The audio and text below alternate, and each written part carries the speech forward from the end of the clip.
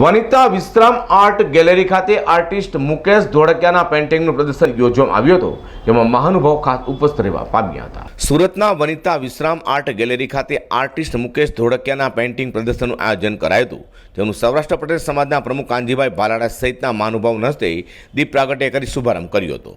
તો આ પ્રસંગે કાનજીભાઈ ભાલાડાએ જણાવ્યું હતું કે મુકેશભાઈના ચિત્રોમાં કોરોના કાળમાં સમગ્ર વિશ્વએ અનુભવેલી વ્યથા, કોરોના સામે લડવા લોકોને આપેલી લડત દર્શાવવામાં આવી છે।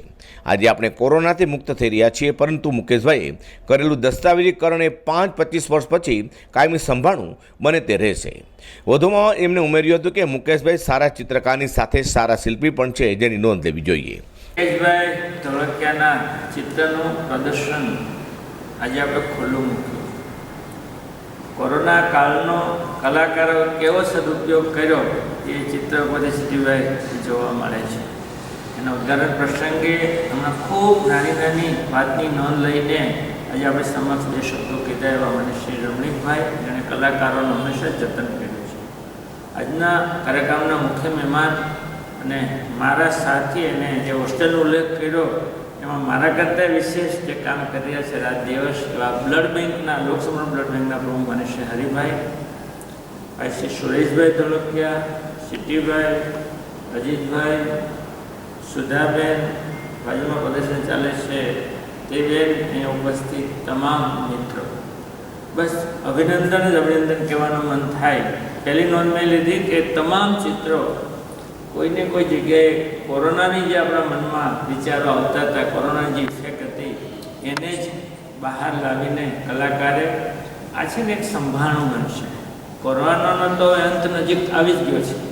1 માર્ચે તો મહાનગરપાલિકાનો રૂમ પણ કંટ્રોલ રૂમે બંધ કરી દેવાની છે, એટલે કોરોના મહામારીનો અંત આવી ગયો અને માણસ જાત ધીરે ધીરે આખી આપત્તિ ભૂલી પણ જવાના છે। ત્યારે આ ચિત્રો જોઈને મુકેશભાઈ કોરોના હંમેશા યાદ રહેશે એવું તમે એમ કહેવાય દસ્તાવેજીકરણ કર્યું હોય એવી સ્મૃતિ આ ચિત્રો જોઈને હંમેશા રહેશે। આ સામાન્ય ઘટના નથી।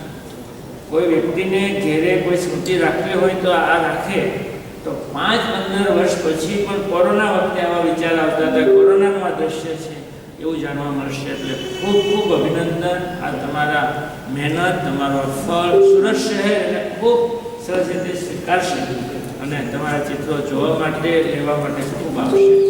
દરેક મહેમાનોનું મેક ઇન ઇન્ડિયાના કન્સેપ્ટથી વુડમાં બનાવેલા એકતાના શિલ્પી સરદાર વલ્લભભાઈ પટેલની ટ્રોફી આપી સન્માનિત કરાયું છે।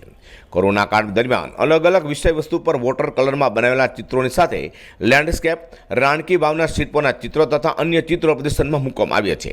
આ પ્રદર્શન તારીખ 25, 26, 27 ફેબ્રુઆરી દરમિયાન સવારે 11 થી રાત્રે 8 વાગ્યા સુધી વનિતા વિશ્રામ ગેલેરીમાં ખુલ્લું રહેશે। અઝર કુરેશી સાથે પ્રકાશવાળા।